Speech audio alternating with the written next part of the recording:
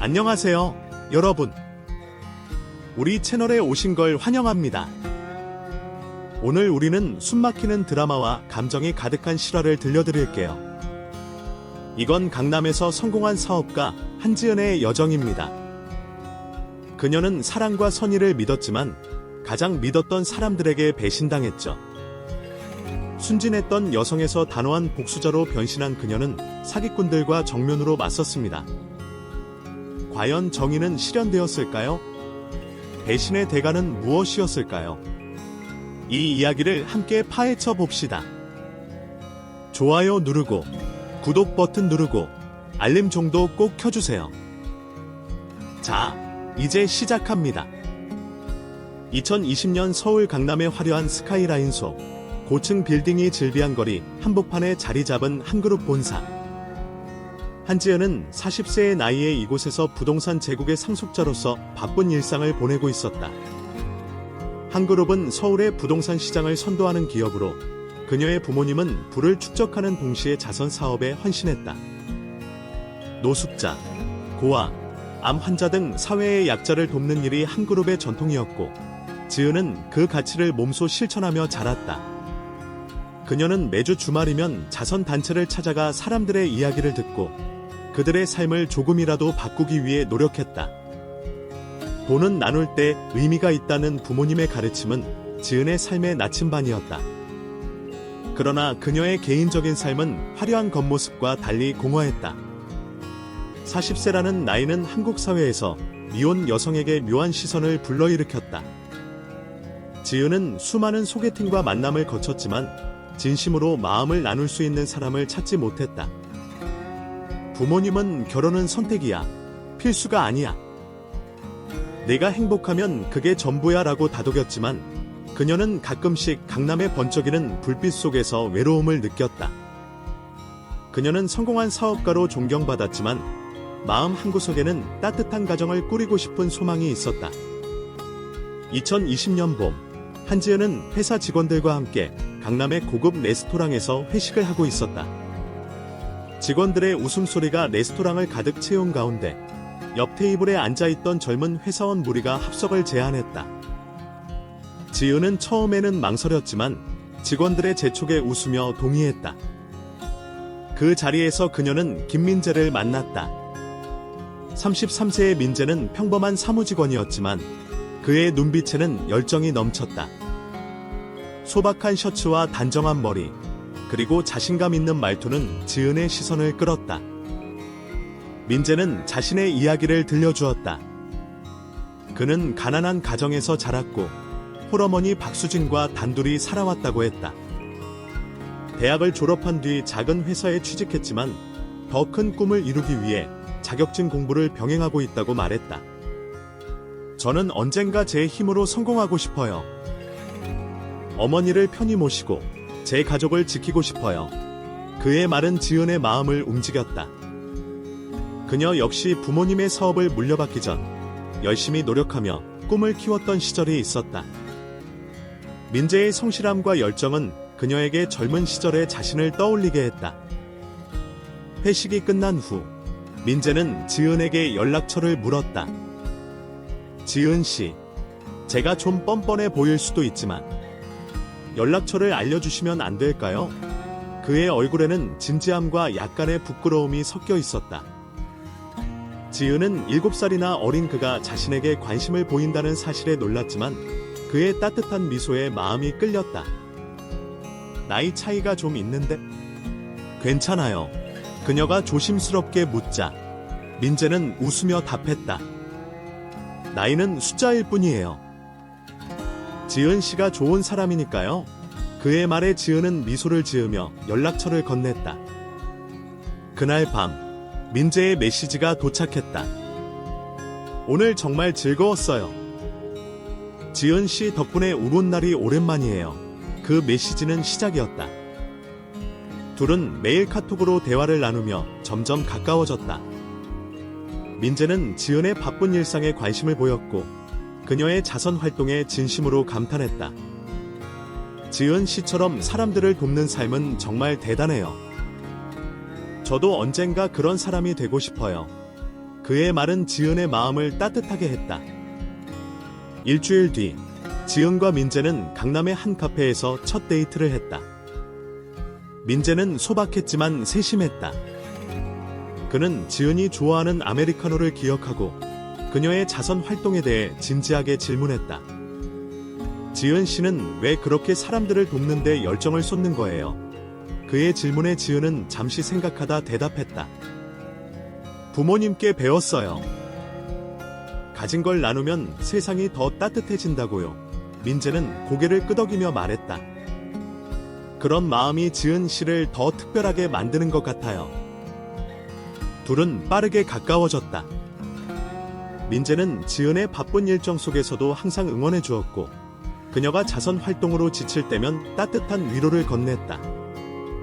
지은은 민재의 곁에서 다시 젊음을 느끼며 웃음이 많아졌다. 2020년 여름, 둘은 1년간의 연애 끝에 결혼을 결심했다. 지은의 부모님은 민재의 배경이나 학벌을 따지지 않고 그의 성실함과 진심을 보고 결혼을 허락했다. 민재 씨는 좋은 사람이야. 네가 행복하다면 그걸로 됐어. 아버지의 말에 지은은 눈물을 글썽였다. 결혼을 앞두고 지은은 민재의 어머니 박수진을 만나기 위해 서울 외곽의 낡은 동네로 향했다. 수진은 좁고 허름한 원룸에 살고 있었다. 벽에는 곰팡이가 피어 있었고 낡은 가구들은 세월의 흔적을 고스란히 담고 있었다. 수진은 지은을 보자마자 손을 잡으며 말했다. 아가, 우리 민재 같은 놈을 받아줘서 정말 고맙다. 내가 가진 건 없지만 너 같은 착한 며느리를 만난 건 큰 복이야. 그녀의 눈에는 눈물이 고여 있었다. 지은은 수진의 어려운 형편을 보고 마음이 짠해졌다. 어머님, 걱정 마세요. 제가 잘 챙겨드릴게요. 그녀는 진심으로 다짐했다. 결혼 준비는 대부분 지은이 주도했다. 민재는 가진 돈이 거의 없었고, 지은은 혼수, 신혼집, 결혼식 비용까지 90% 이상을 부담했다. 강남에 위치한 고급 아파트를 신혼집으로 구입했고, 결혼식은 한 그룹이 소유한 호텔에서 화려하게 치러졌다. 지은은 민재가 7살이나 어리다는 사실을 의식했지만 그의 따뜻한 성격과 미래에 대한 약속을 믿었다. 지은 씨, 내가 꼭 성공해서 당신에게 보답할게요. 민재의 말은 그녀에게 희망을 주었다. 2020년 여름, 결혼한 지 한 달이 지난 어느 날, 지은은 민재의 행동에서 미묘한 변화를 감지했다. 그는 회사 일이 바빠졌다며 새벽에야 집에 돌아왔다. 처음에는 지은도 그의 열정을 이해하며 넘겼다. 하지만 민재의 표정이 점점 굳어지고 애정 표현이 줄어들었다. 어느 날 밤, 지은은 민재에게 무슨 일이 있냐고 물었다. 민재는 한숨을 쉬며 말했다. 여보, 미안해. 내가 선배랑 같이 회사를 차렸어. 이직하려던 게 아니라 사업을 시작한 거야. 지은은 충격을 받았다. 왜 나한테 한마디 상의도 안 했어? 내가 당신 아내잖아. 그녀의 목소리는 떨렸다. 민재는 고개를 숙이며 사과했다. 미안해. 당신을 걱정시키고 싶지 않았어. 준비가 다 되면 말하려고 했어. 그의 눈빛은 애절했지만 지은은 불안감을 떨칠 수 없었다. 민재는 사업이 잘 풀리고 있다고 장담했지만 지은은 그의 말에 의문이 생기기 시작했다. 며칠 뒤, 지은은 민재의 사무실을 방문했다. 강남 외곽의 허름한 건물에 자리 잡은 사무실은 예상보다 초라했다. 하지만 직원들이 바쁘게 움직이고 사업자 등록증도 확인되자 그녀는 일단 믿어보기로 했다. 여보, 내가 꼭 성공할게. 믿어줘. 민재의 말에 지은은 고개를 끄덕였다. 하지만 그녀의 마음속에는 작은 의심의 씨앗이 싹트고 있었다. 강남의 화려한 불빛 아래 그녀의 신뢰는 서서히 균열을 일으키고 있었다. 복수의 이야기, 한지은, 제2부, 배신. 서울, 2020년 여름. 서울 강남의 한지은의 신혼집은 여전히 새것 같은 광택을 뽐내고 있었다. 고급 아파트의 넓은 창문 너머로 보이는 도시의 불빛은 그녀의 성공을 상징했지만 결혼 한 달이 지난 지금 지은의 마음은 미묘한 불안으로 흔들리고 있었다. 김민재, 그녀의 7살 어린 남편은 여전히 다정했지만 그의 행동은 점점 더 예측 불가능해졌다. 민재는 회사 일이 바빠졌다며 새벽에야 집에 돌아왔고 지은이 다가갈 때면 피곤하다는 핑계로 거리를 뒀다. 그녀는 그의 열정을 믿고 싶었지만 마음 한구석에서는 의심이 자라나고 있었다. 지은은 민재를 위해 많은 것을 희생했다. 결혼 비용, 신혼집, 심지어 민재의 꿈이라는 사업 자금까지 그녀는 한 그룹의 재산을 아낌없이 쏟아부었다. 민재는 늘 약속했다. 여보, 내가 꼭 성공해서 당신에게 보답할게. 당신이 준 기회를 절대 잊지 않을게. 그의 말은 진심처럼 들렸고 지은은 그를 믿고 싶었다. 하지만 그의 늦은 귀가와 점점 줄어드는 대화는 그녀의 신뢰를 조금씩 갉아먹었다. 7월의 어느 무더운 밤, 지은은 민재가 집에 돌아오자 그의 굳은 표정을 읽었다. 민재야, 무슨 일 있어? 그녀가 조심스럽게 물었다. 민재는 한참을 망설이다 입을 열었다. 여보, 미안해. 내가 당신한테 말 안 하고 큰 결정을 했어. 사실 내가 선배랑 같이 회사를 차렸어. 그의 말은 지은의 가슴에 날카로운 칼처럼 꽂혔다. 회사? 당신 이직한다고 했잖아. 왜 나한테 한마디도 안 했어? 그녀의 목소리는 떨렸다. 민재는 고개를 숙이며 말했다. 미안해. 당신을 걱정시키고 싶지 않았어. 준비가 다 되면 말하려고 했는데. 민재는 자신의 사업에 대해 설명했다.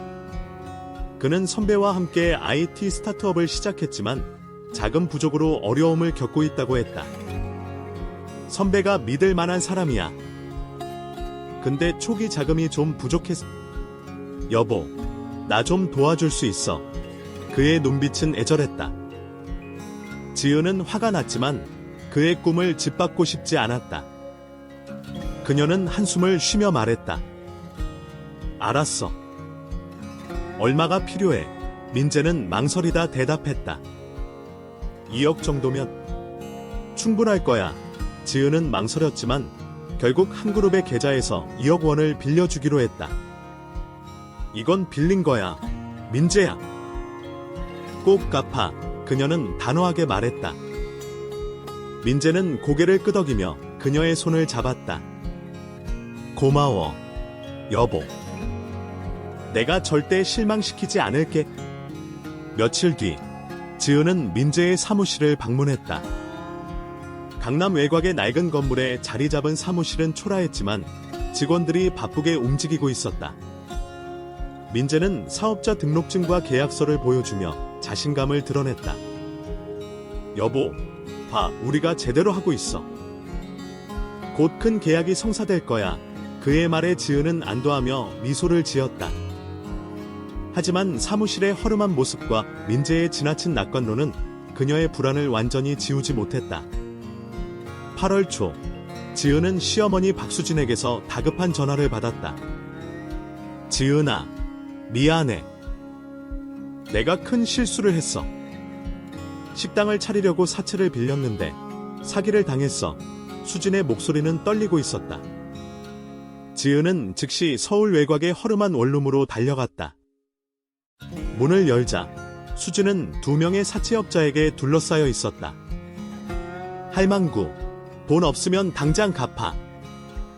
아니면 이 집이라도 압류당할 줄 알아. 업자들의 위협에 수진은 무릎을 꿇고 빌고 있었다. 제발, 조금만 기다려주세요. 제가 알바라도 해서 갚을게요. 지은은 분노와 연민이 뒤섞인 마음으로 끼어들었다. 이게 뭐하는 짓이에요? 당장 나가세요. 그녀는 단호하게 외쳤다. 사채업자들은 비웃으며 대꾸했다. 아줌마, 돈 갚을 거 아니면 입 닫고 있어. 이 할망구가 빌린 돈이 1억이야. 지은은 차용증을 확인하고 수진이 식당 계약 사기에 당해 1억 원을 빚졌다는 사실을 알았다. 그녀는 망설였지만 수진의 떨리는 손을 보고 결심했다. 내가 갚아줄게요. 차용증 보여주세요. 업자들은 서류를 내밀었고 지은은 즉시 은행으로 가서 1억 원을 입금했다. 수진은 눈물을 흘리며 지은의 손을 붙잡았다. 아가, 내 덕에 살았어. 이 은혜를 어떻게 갚아야 할지 그녀의 말은 진심처럼 들렸다. 지은은 미소를 지으며 말했다. 어머님, 가족이니까요. 걱정 마세요. 하지만 그날 밤 지은은 잠을 이루지 못했다. 민재의 비밀스러운 사업, 수진의 갑작스러운 빚, 그리고 그들의 지나친 감사 인사는 그녀에게 불길한 예감을 안겼다. 8월 말, 수진의 생일이 다가왔다.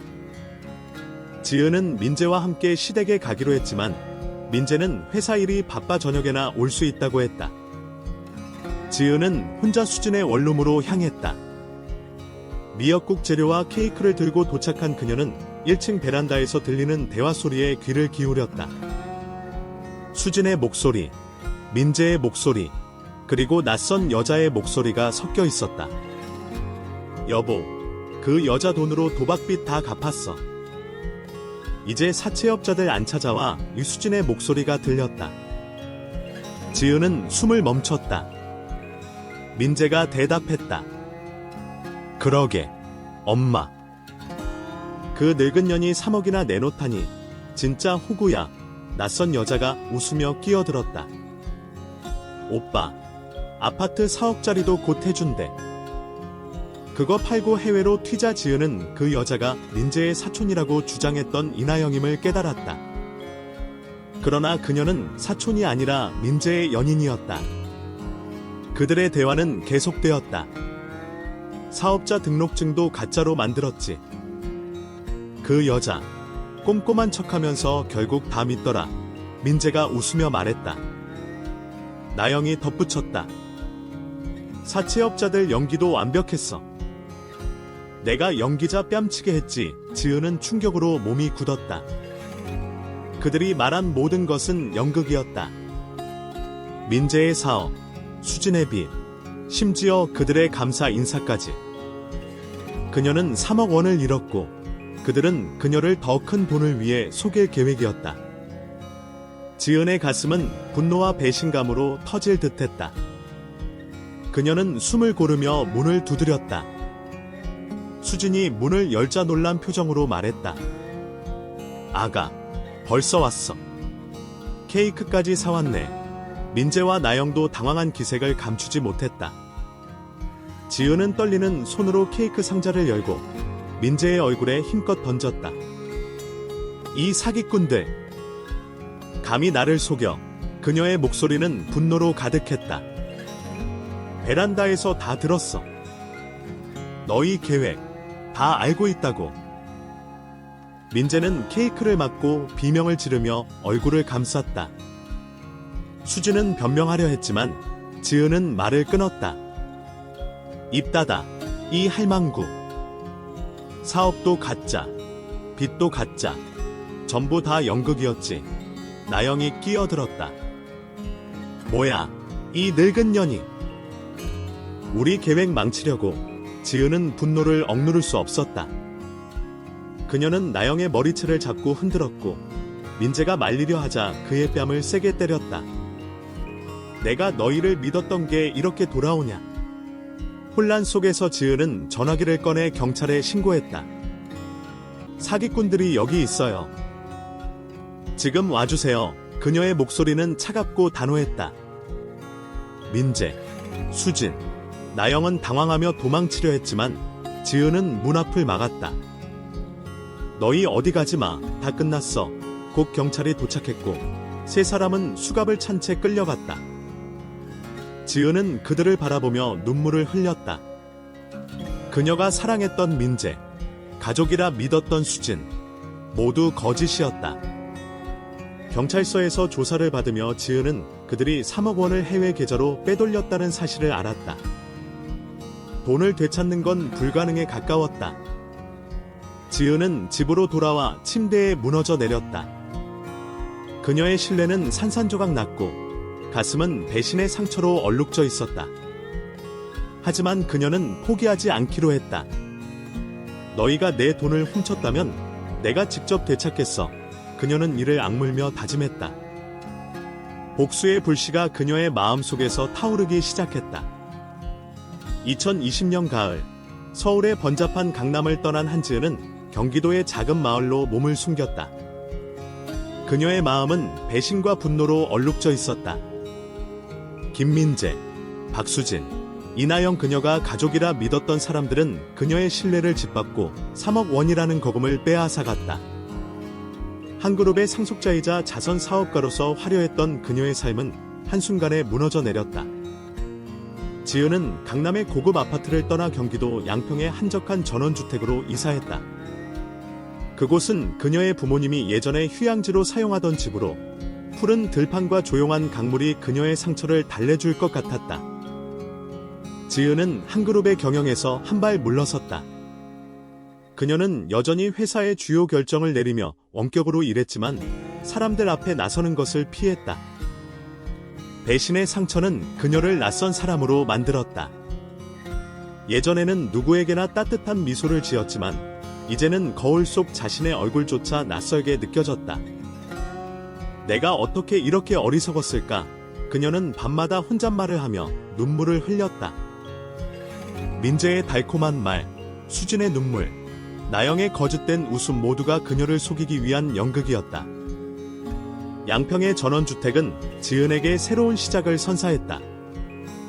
그녀는 아침마다 강변을 따라 산책하며 마음을 정리했다. 마을 사람들과의 소소한 대화, 정원에서 가꾸는 꽃들, 그리고 부모님과의 전화통화는 그녀의 상처를 천천히 어루만졌다. 부모님은 그녀를 위로하며 말했다. 지은아, 세상에는 나쁜 사람도 있지만 좋은 사람도 많아. 너는 여전히 너 자신을 믿어야 해. 그 말은 지은의 가슴에 작은 위로를 심었다. 그러던 어느 날, 지은은 마을의 작은 커뮤니티 센터에서 열린 자선 행사에 참석했다. 한 그룹의 자선재단이 후원하는 행사로 지역에 소외된 이웃들을 위한 무료 급식 프로그램이었다. 그곳에서 그녀는 안태호를 만났다. 태호는 지은의 부모님과 오랜 친분이 있는 기업가로 양평에서 소규모 유기농 농장을 운영하며 지역 사회에 기여하고 있었다. 40세의 태호는 곰돌이푸처럼 푸근한 외모와 따뜻한 미소를 지닌 남자였다. 그는 지은을 보자마자 반갑게 인사했다. 지은 씨, 오랜만이에요. 여기서 보게 될 줄은 몰랐네요. 태호는 지은의 부모님과 함께 자선 사업을 논의하며 자주 만난 적이 있었다. 그는 지은의 최근 상황을 알고 있었지만 그에 대해 직접적으로 묻지 않았다. 대신 그는 가벼운 대화로 그녀를 편안하게 했다. 여기 공기가 좋죠. 서울에서는 느낄 수 없는 평화가 있어요. 그의 말은 진심이 담겨 있었고 지은은 오랜만에 부담 없이 웃을 수 있었다. 태호는 그녀에게 농장에서의 일상을 이야기하며 초대했다. 시간 나면 농장에 놀러와요. 우리 직원들이 만든 유기농 잼이 꽤 맛있거든요. 며칠 뒤, 지은은 태호의 농장을 방문했다. 푸른 언덕 위에 자리 잡은 농장은 싱그러운 허브 향으로 가득했다. 태호는 그녀에게 농장을 안내하며 말했다. 여기서 일하다 보면 복잡한 생각이 사라져요. 땅을 만지고 식물을 가꾸다 보면 마음이 차분해지죠. 지은은 그의 말에 공감하며 농장에서 몇 시간을 보냈다. 태호의 진심 어린 태도와 소박한 삶은 그녀에게 잊고 있던 평화를 되찾아 주었다. 태호와의 만남은 점차 잦아졌다. 그는 지은에게 자신의 이야기를 들려주었다. 그는 한때 서울에서 대기업 임원으로 일했지만 치열한 경쟁과 스트레스에 지쳐 양평으로 내려왔다고 했다. 돈과 명예도 좋지만 결국 중요한 건 마음의 평화예요. 그의 말은 지은의 가슴에 깊이 와닿았다. 태호는 그녀의 상처를 존중하며 서두르지 않았고 지은은 그의 곁에서 점점 더 편안함을 느꼈다. 2020년 늦가을, 지은과 태호는 자연스럽게 연애를 시작했다. 태호는 민재와 달리 거창한 약속을 하지 않았다. 대신 그는 소소한 행동으로 그녀를 감동시켰다. 비 오는 날 우산을 들고 그녀를 마중 나왔고 그녀가 좋아하는 책을 선물하며 말했다. 지은 씨, 당신은 충분히 강한 사람이에요. 그냥 있는 그대로도 충분해요. 그의 말은 지은의 상처를 치유하는 약이 되었다. 몇 달 뒤, 지은은 자신이 임신했다는 사실을 알았다. 그녀는 놀라움과 기쁨이 뒤섞인 마음으로 태우에게 소식을 전했다. 태우는 그녀를 끌어안으며 말했다. 우리 좋은 부모가 될 거예요. 2021년 여름, 지은은 딸 한수아를 낳았다. 수아의 탄생은 지은에게 새로운 희망을 주었다. 그녀는 수아를 품에 안고 속삭였다. 너는 엄마의 새로운 시작이야. 태우와 수아는 지은의 삶에 따뜻한 빛을 가져다 주었다. 그러나 지은의 마음 한구석에는 여전히 분노가 남아 있었다. 민재, 수진, 나영은 그녀에게서 3억 원을 훔쳤고 그녀의 신뢰를 짓밟았다. 경찰 조사를 통해 그들이 해외 계좌로 돈을 빼돌렸다는 사실이 밝혀졌지만 돈을 되찾는 건 불가능에 가까웠다. 더욱 충격적인 소식은 그들이 고액 변호사를 고용해 2년형만 받고 출소할 가능성이 높다는 것이었다. 지은은 그 소식을 듣고 이를 악물었다. 이게 끝이 아니야. 너희가 내 인생을 망쳤다면 나도 너희를 가만두지 않겠어. 지은은 복수를 다짐하며 조용히 계획을 세우기 시작했다. 그녀는 한 그룹의 자원을 활용해 사설 탐정 사무소를 고용했다. 김민재, 박수진, 이나영. 이 세 사람의 출소 후 행적을 모두 추적해주세요. 그들이 무슨 짓을 하든 한순간도 놓치지 마세요. 탐정 사무소의 대표는 고개를 끄덕이며 말했다. 걱정 마세요, 한 대표님. 저희가 철저히 감시하겠습니다.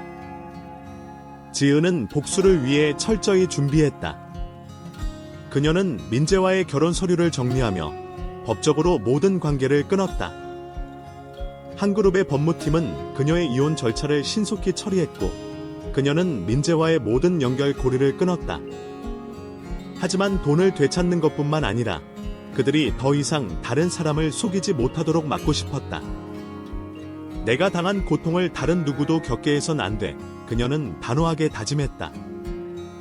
태호는 지은의 복수 계획을 알지 못했지만 그녀의 단단해진 눈빛을 보고 물었다. 지은 씨, 무슨 고민 있어요? 나한테 말해도 괜찮아요. 지은은 미소를 지으며 고개를 저었다. 그냥 과거를 정리하고 싶을 뿐이에요. 그녀는 태우에게 상처를 드러내고 싶지 않았다. 태우는 그녀의 말을 존중하며 더 묻지 않았다. 대신 그는 수아를 안고 말했다. 우리가 함께라면 어떤 과거도 이겨낼 수 있어요. 그의 말은 지은에게 힘이 되었다. 지은은 양평에서의 삶을 통해 자신을 재발견했다. 그녀는 한 그룹의 자선 사업을 계속 이끌며 지역 주민들과 함께 무료 급식소를 운영했다. 수아를 키우며 그녀는 새로운 책임감을 느꼈다. 하지만 밤이 되면 그녀는 탐정사무소에서 보내온 보고서를 읽으며 민재, 수진, 나영의 출소를 기다렸다. 너희가 감옥에서 나오면 내가 기다리고 있을 거야. 그녀는 창밖의 달빛을 바라보며 속삭였다. 가을바람이 양평의 들판을 스치며 나뭇잎을 흔들었다. 지은은 수아를 품에 안고 태우의 손을 잡았다. 그녀의 마음은 치유되고 있었지만 복수의 불씨는 여전히 타오르고 있었다. 그녀는 더 이상 그들을 용서할 마음이 없었다. 그들이 그녀에게 준 상처는 너무 깊었고 이제는 그들이 대가를 치를 차례였다. 경기도의 고요한 밤속, 지은의 새로운 여정은 시작되고 있었다. 2021년 봄, 부산 해운대의 바닷바람이 한지은의 머리카락을 스쳤다.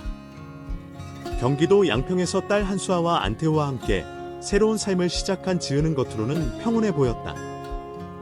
한 그룹의 자선 사업을 원격으로 이끌며 그녀는 수아를 키우고 태우와의 사랑을 키워갔다. 하지만 그녀의 마음속에는 여전히 타오르는 불씨가 있었다. 김민재, 박수진, 이나영에 대한 복수의 불씨였다. 그들은 지은에게서 3억 원을 훔쳤고 그녀의 신뢰를 짓밟았다. 이제 그들은 감옥에서 2년형을 마치고 출소했다는 소식이 들려왔다. 지은은 그들이 다시 누군가를 속일 것임을 직감했다. 그녀는 이미 사설 탐정사무소를 고용해 그들의 일거수일투족을 감시하고 있었다. 탐정사무소의 대표 최 형사는 지은에게 전화로 보고했다. 한 대표님, 그 세 사람이 부산에서 움직이고 있습니다. 새로운 타겟을 찾은 것 같아요. 지은은 침착하게 물었다. 누구죠? 최 형사는 대답했다. 최병호, 62세, 부산에서 부동산 개발로 성공한 사업가입니다. 이미순이 최병호의 연인 행세를 하며 접근했고 김민재와 박수진은 가족인 척하며 50억 원 규모의 가짜 부동산 프로젝트에 투자하도록 유도하고 있어요. 지은의 눈이 차갑게 빛났다. 증거는요? 최 형사는 자신 있게 말했다. 이미 계약서, 통화 기록, 은행 거래 내역을 확보했습니다.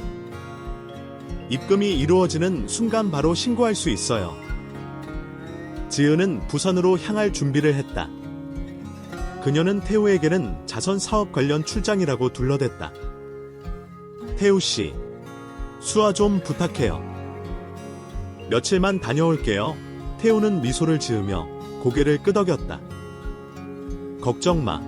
지은 씨, 수아랑 내가 잘 지낼게. 지은은 그의 손을 잡으며 미소로 답했지만 마음속으로는 다짐했다. 이번엔 절대 놓치지 않겠어. 부산에 도착한 지은은 최 형사와 함께 세 사람의 행적을 면밀히 추적했다. 민재, 수진, 나영은 해운대의 고급 호텔에 머물며 최병호를 속이고 있었다. 나영은 젊고 매력적인 연인으로 위장해 최병호의 신뢰를 얻었고 민재와 수진은 그의 어머니와 오빠로 행세하며 가족적인 분위기를 연출했다. 그들은 최병호에게 해운대에 새로운 고층 콘도를 짓는 프로젝트에 투자하면 큰 수익을 얻을 수 있다고 설득했다. 최병호는 이미 50억 원을 입금할 준비를 하고 있었다. 지은은 탐정사무소의 보고서를 꼼꼼히 읽으며 그들의 계획을 분석했다. 이건 그들이 나한테 했던 수법과 똑같아요. 가짜 계약서, 연기, 그리고 돈을 빼돌리는 수법까지. 그녀는 분노를 억누르며 최 형사에게 지시했다. 입금이 확인되는 순간 바로 경찰에 연락하세요. 그리고 그들이 모여있는 장소를 알려주세요. 최 형사는 고개를 끄덕였다. 알겠습니다. 그들은 오늘 저녁 해운대의 한 고급 레스토랑에서 최병호와 만날 예정입니다. 거기서 축하 파티를 열 계획이에요. 지은은 복수를 실행할 완벽한 기회임을 직감했다. 그녀는 레스토랑 근처의 커피숍에서 최 형사와 마지막 점검을 했다. 한 대표님, 정말 괜찮으시겠어요? 위험할 수도 있습니다. 최 형사가 걱정스럽게 물었다. 지은은 단호하게 대답했다. 이건 내가 끝내야 할 일이에요. 그들이 내 인생을 망쳤다면 내가 그들의 인생을 끝낼 거예요. 그녀의 눈에는 결의가 가득했다. 그날 저녁, 해운대의 고급 레스토랑은 화려한 조명과 고급스러운 분위기로 가득했다. 민재, 수진, 나영은 최병호와 함께 테이블에 앉아 샴페인을 들며 웃고 있었다. 최병호는 나영의 손을 잡으며 미소 짓고 있었고 민재와 수진은 그를 치켜 세우며 분위기를 띄웠다. 최 사장님, 이번 투자로 대박 나실 거예요. 민재가 잔을 들며 말했다. 나영이 웃으며 덧붙였다. 오빠, 우리 사장님 믿고 투자한 거잖아. 곧 부산에서 제일 가는 부자가 되실 거예요.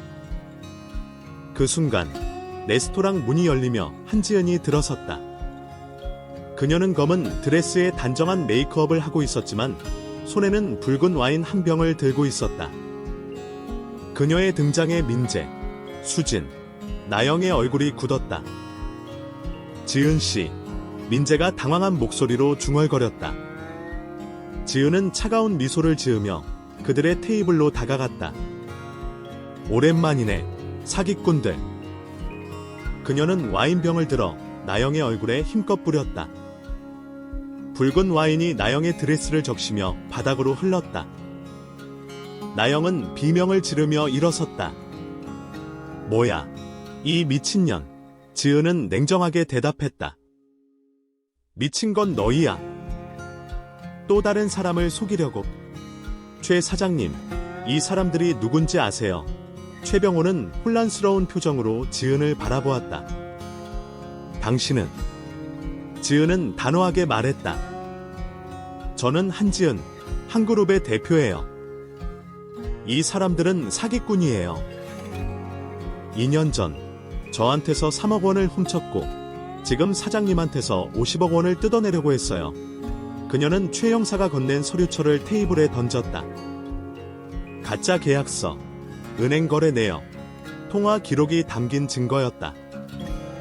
최병호는 서류를 훑어보며 얼굴이 창백해졌다. 이게 사실이야? 민재가 급히 변명했다. 아니에요, 사장님. 이 여자가 거짓말하는 거예요. 하지만 지은은 말을 끊었다. 거짓말. 내가 너희가 2년 전 나를 속인 걸 다 까발리자고. 사업자 등록증도 가짜였고 사채업자도 너희가 고용한 배우들이었지. 그녀는 수진을 노려보며 덧붙였다. 그리고 당신, 박수진. 감옥에서 나영이랑 같이 사기 계획을 짰지. 내가 다 알아. 수진은 떨리는 목소리로 부인했다. 아가, 무슨 소리야? 우리가 왜? 하지만 지은은 그녀의 말을 무시하고 최병호에게 말했다. 사장님, 방금 입금한 50억 원. 그거 지금 경찰이 추적하고 있어요. 이 사람들이 오늘 밤 도망칠 계획이었죠. 최병호는 분노로 얼굴이 일그러졌다. 그는 나영의 팔을 놓으며 외쳤다. 너희가 감히 나를 속여? 그 순간 레스토랑 문이 열리며 경찰이 들어왔다. 최 형사가 미리 연락한 덕분이었다.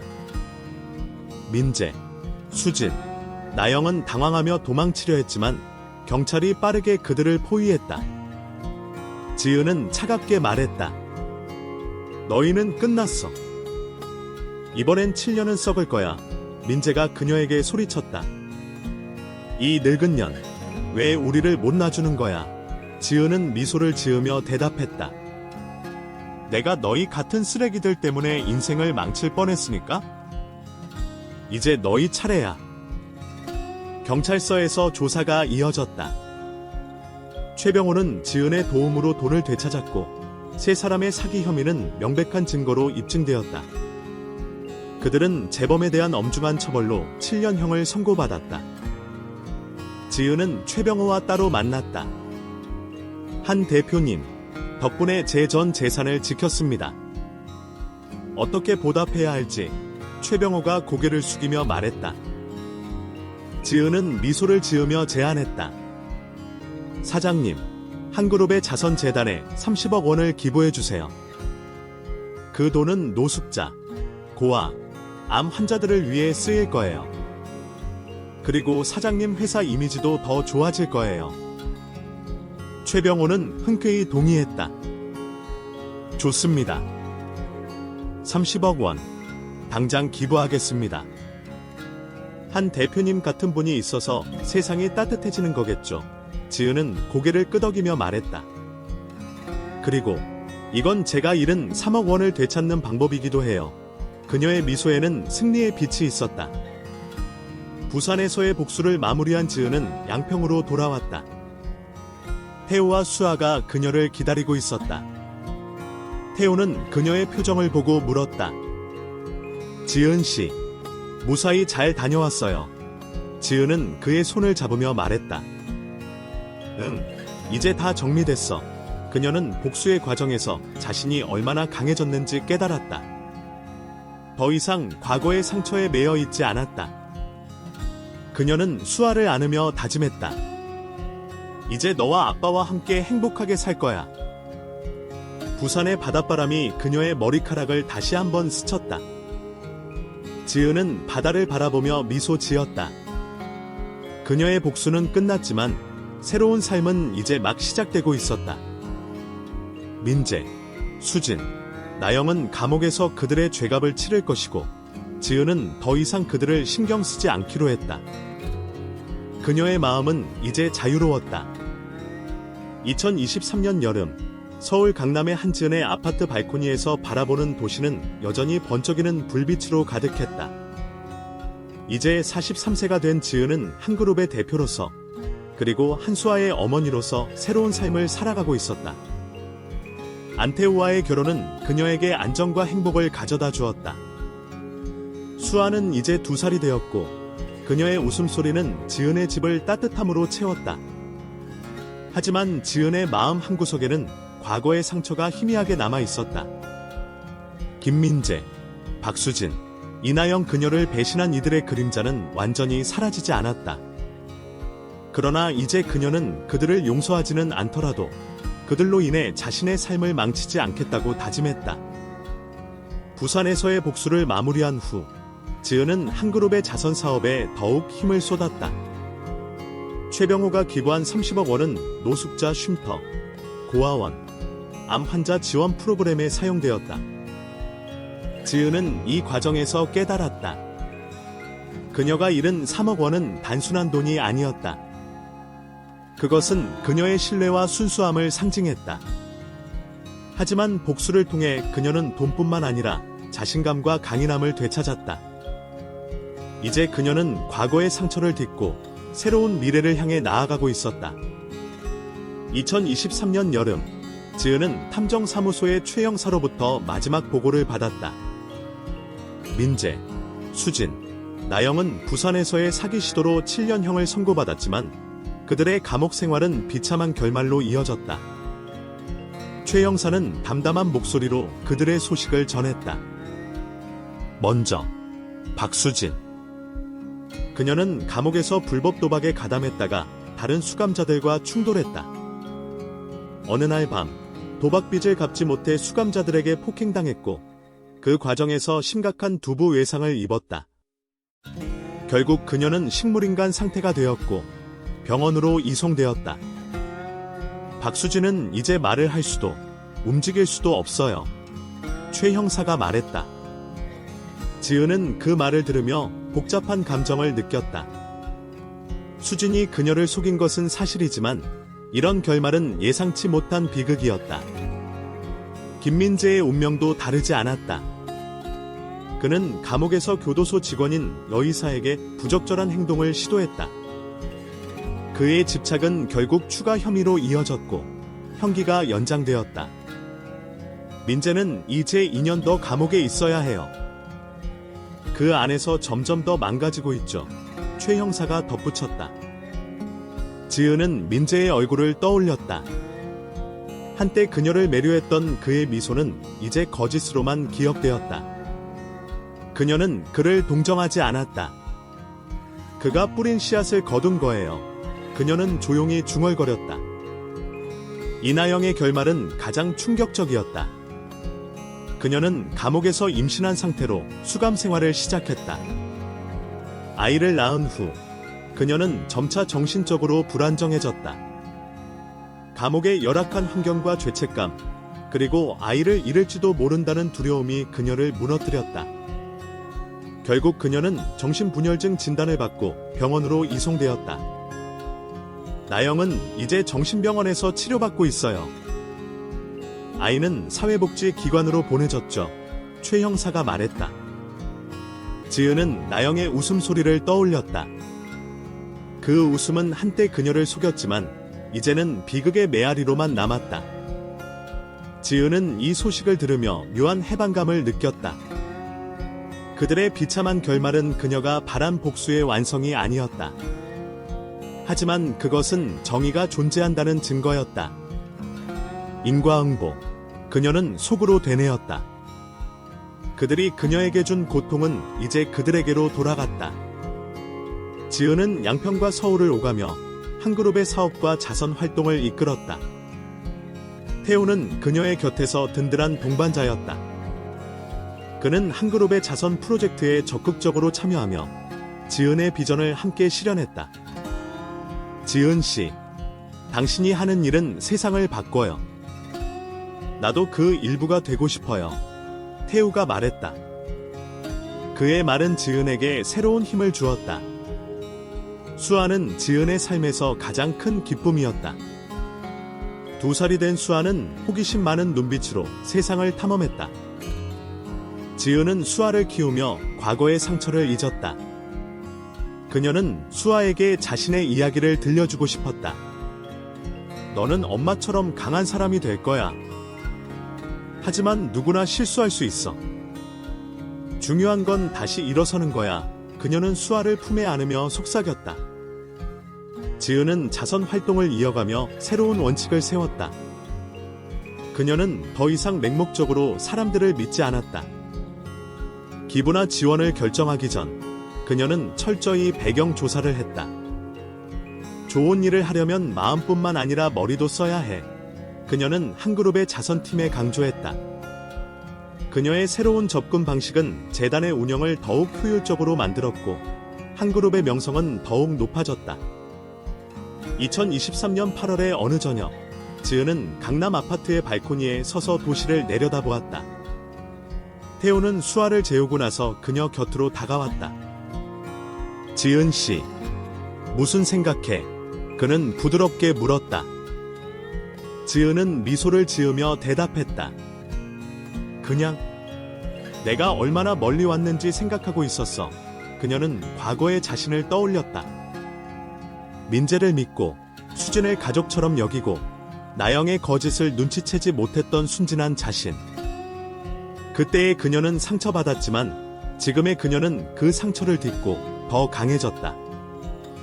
태우는 그녀의 손을 잡으며 말했다. 당신은 누구보다 강한 사람이야. 그리고 이제 우리 가족이 있잖아. 지은은 그의 손을 꼭 쥐며 고개를 끄덕였다. 맞아. 이제 내가 지켜야 할 게 생겼어. 그녀는 발코니 너머로 펼쳐진 서울의 야경을 바라보았다. 강남의 불빛은 여전히 화려했지만 이제 그녀에게는 그 불빛보다 더 소중한 것이 있었다. 가족, 신뢰, 그리고 자신에 대한 믿음. 지은의 이야기는 배신과 공예, 그리고 치유의 여정이었다. 그녀는 민재, 수진, 나영에게 속아 신뢰를 잃었지만 그 고통을 통해 더 강인한 사람으로 거듭났다. 그녀의 복수는 단순한 보복이 아니었다. 그것은 다른 이들을 보호하고 정의를 실현하는 과정이었다. 그녀는 맹목적인 선의가 위험할 수 있음을 깨달았고 이제는 마음과 이성을 조화롭게 사용하며 세상을 바꾸고 있었다. 민재, 수진, 나영의 비참한 결말은 인과응보의 법칙을 보여주었다. 그들은 자신의 탐욕과 거짓으로 스스로를 파괴했다. 반면 지은은 태우와 수아의 사랑을 통해 새로운 삶을 찾았다. 그녀는 여전히 자선 사업을 통해 세상에 선을 베풀었지만 이제는 더 현명하고 신중했다. 그녀의 이야기는 한국 사회의 어두운 면 탐욕, 사기, 신뢰의 남용을 드러내면서도 인간의 회복력과 정의의 힘을 강조했다. 지은은 발코니에서 마지막으로 도시를 바라보며 미소 지었다. 이제 다 끝났어. 그녀는 속으로 중얼거렸다. 과거의 상처는 그녀의 일부로 남았지만 그것이 그녀를 정의하지 않았다. 그녀는 이제 한지은, 한 그룹의 대표, 수아의 어머니, 태우의 아내였다. 그리고 무엇보다 그녀는 자신을 믿는 여성이었다. 서울의 불빛이 반짝이는 가운데 그녀의 새로운 이야기는 계속될 것이었다. 이 영상을 시청해주신 여러분께 진심으로 감사드려요. 이야기가 마음에 드셨다면 좋아요 버튼을 누르고 댓글로 여러분의 생각을 공유해주세요. 그리고 우리 채널을 구독하고 알림종을 켜서 다음 흥미로운 이야기를 놓치지 마세요. 여러분의 응원이 저희가 더 의미 있는 콘텐츠를 만들 수 있는 원동력입니다. 다음 영상에서 다시 만나요. 멋진 하루 보내세요.